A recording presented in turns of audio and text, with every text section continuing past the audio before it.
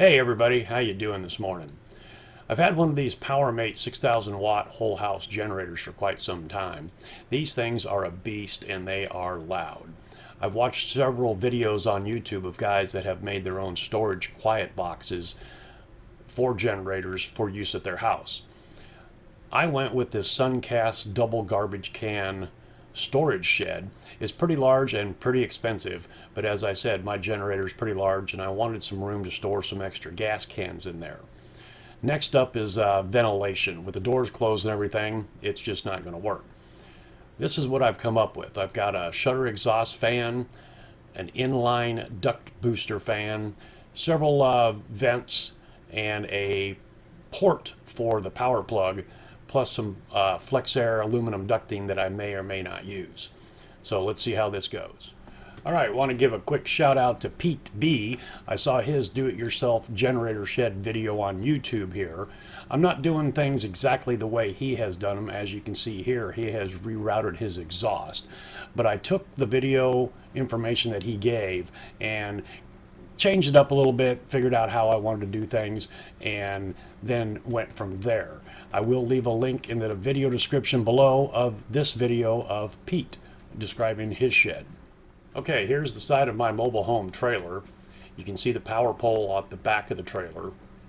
I got really lucky in finding a really heavy-duty pallet from a local production facility here in town that'll be the base for the generator shed. The assembly of this Suncast double garbage can storage shed was pretty straightforward. Followed the instructions. Took me and a buddy about 3.5 hours. Here it is all assembled.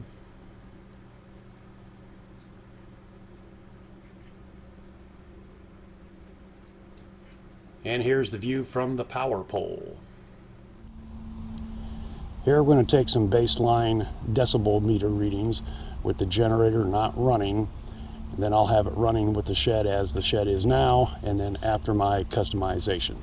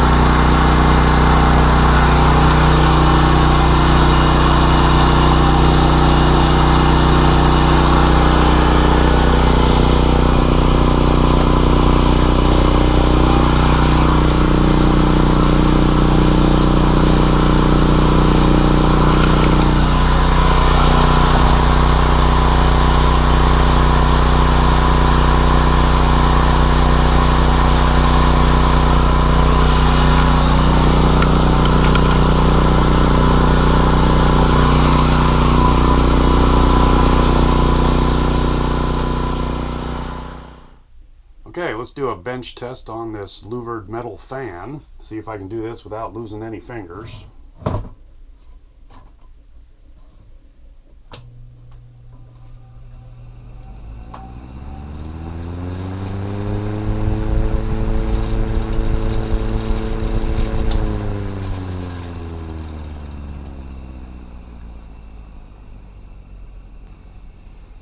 This I will mount on the door right where the exhaust from the generator comes out. It does have a plug, so no hard wiring needed. Okay, here's that 6-inch duct booster fan. This will be my inlet air.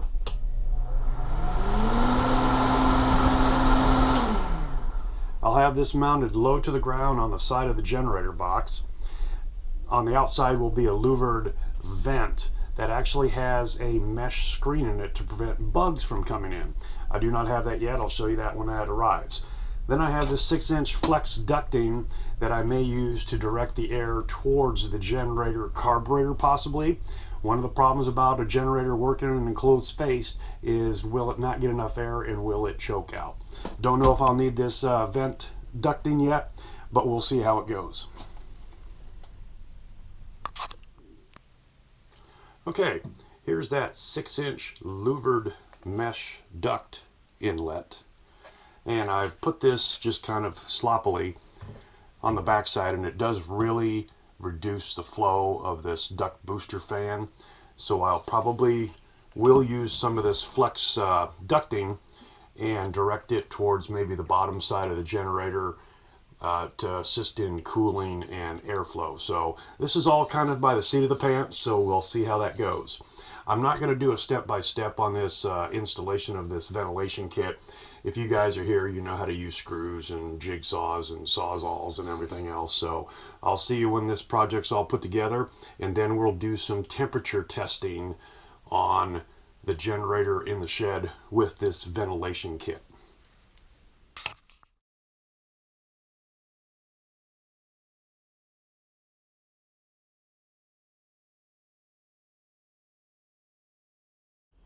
Got everything plumbed in and wired. There's the booster fan, power block plugged into the generator, my exhaust fan. A note on the power cord port that I was going to put in. You see my plug. I actually have the old-fashioned dryer plug into my power pole. So for the time being, that's too large for that power port from like a motorhome or a camper. So I just cut a slot to drape the cord through. Ultimately, what I might do is just string that power cord along the trailer here, have a box there mounted on the side of the trailer, unplug the power cord from the power pole into the box, ready to go. Well, let's see what kind of air this moves and what kind of temperatures we get. Okay, if I remember right, it was right at 66 or 65, and that's where we're at. I'll quit talking, we'll let it drop. Hey, I'm satisfied with that.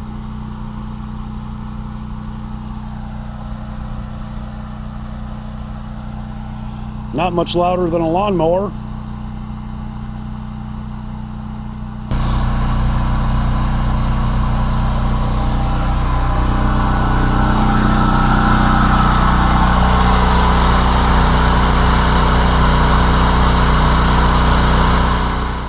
Final thoughts on the decibels and the sound volume. If you've gotten to this point in this video, and if you've been to the other YouTube videos much like I have in trying to quiet one of these generators, if you don't have a Honda inverter generator, we've seen guys put car mufflers on them, put them in boxes, ventilate the boxes. One guy even just stacked up plywood sheets around his generator to quiet it down. That one actually worked. Anyway, these things are loud. I've seen some commentary over on Pete's channel, that video of the link that I left down in the description that we saw earlier today. Commentary that we need to put some sound deadening material inside the walls of these boxes with different thicknesses in order to control the frequencies. As it stands here right now, I'm pretty pleased with what I've got. Out there at the fire pit, no louder than a mower. I stepped inside. Not that loud at all. A lot quieter than if I had the doors open, and a hell of a lot quieter than if it was just sitting out there, not in the shed and not ventilated. So in conclusion, as far as the sound and the volume of the sound and the frequency of the sound right now, I am more than happy. There's our in and out temperatures. There's the inside temperature sensor. What I'm going to do first here is not run this booster fan and see what kind of draw I get through there just using the exhaust fan. Okie dokie, here we go.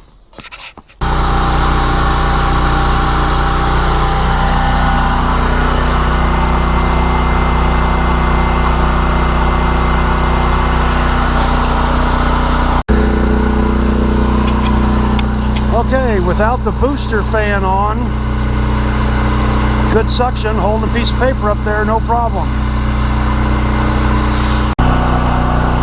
It's It's been about 15 minutes.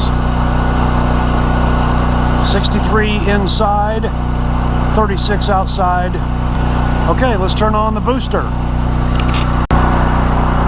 Been another 15 minutes. We're up to 73 inside. It was as low as 68 and then went up to 73. Kind of been fluctuating. Of course, I've got that thermometer sensor right there. Heat does rise. I'm going to try one more test here and put the sensor inside down a little lower, just see what we got.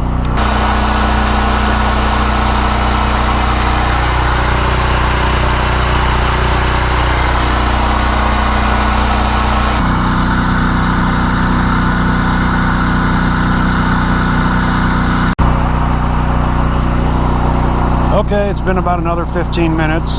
It's gone up a little bit. At one point it was all the way down to 68, but I'm more than happy with this at this time.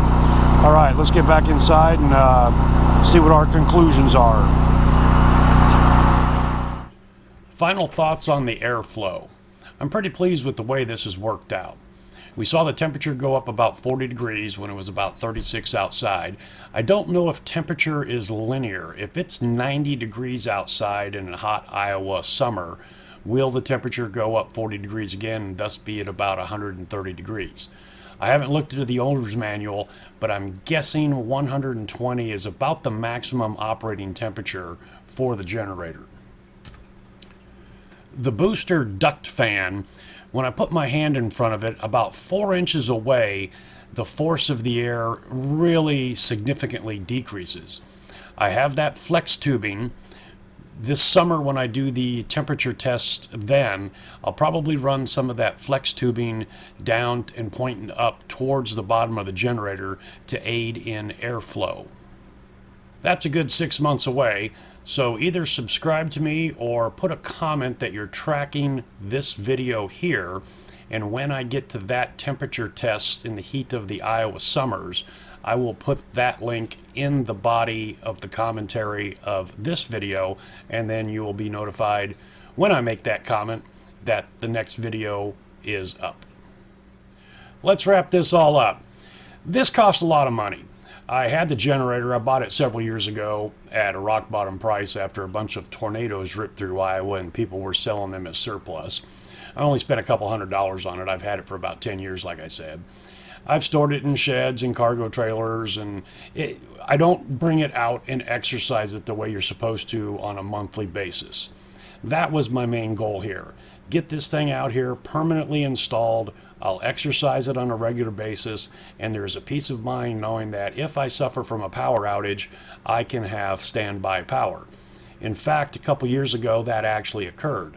I lost half of my service into my mobile home when the fuse box on the panel blew. I had half electricity in the trailer. Luckily the refrigerator had power, but the other half of the trailer did not. So I ran this during the day. I was able to do laundry, washer, dryer. The window air units that I had, the generator took care of that just fine. So the cost outlay might have been somewhat significant, but there is a peace of mind.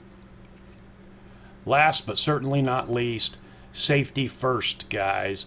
I have a CO detector in my mobile home and a smoke detector.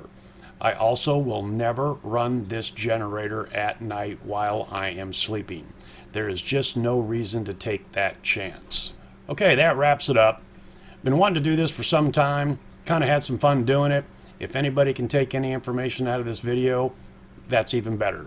All right, see you guys next time.